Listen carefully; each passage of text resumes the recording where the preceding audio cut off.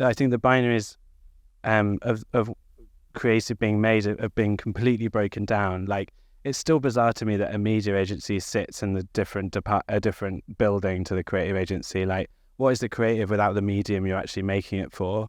And I think that's the same with making. I think even like, I'm sure lots of you are creators, and you've kind of got whole agencies in these creators. They're doing data analytics, they're doing insights, they're making the work, they're doing the art direction, they've got the creative vision, they're putting it out there and measuring it and then doing it again. Like, a company pays millions and millions and millions of pounds to bring 5 different agencies and probably hundreds of people to try and do that one thing that quite a lot of young creatives now are just doing on their own. And so I do think that blending of everything will become more and more prevalent. I mean, it's also more efficient and it's more creative. So why wouldn't you?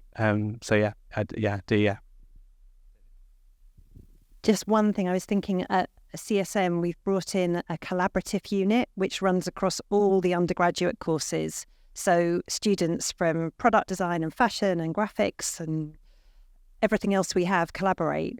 And when we first started, all the graphic design students would feedback that in a group, they were basically told that they designed the PowerPoint. I'm showing age again, but it was a kind of, you're here, you do the layout. And the single biggest victory, I think, in terms of how that unit has developed, is that the graphic designers are no longer assumed to be the layout monkeys. And it's like, it seems a small thing, but actually at education level, there's also this really important thing about how you recognise kind of somebody and their whole skill set, but also what they want to do, right? And if you can, through collaboration, be more than the sum of your parts, then something's happening. It's still a really tricky collaborative unit in lots of ways, but it's so important. Yeah, and a quick addition is, I think, the term STEAM and watching it move from STEM to STEAM. I used to, before UAL, I worked for a STEM charity, and I was only there for a year and a half, and in that time, they themselves, they were called STEM-X, recognised that they needed to start to embrace the term STEAM.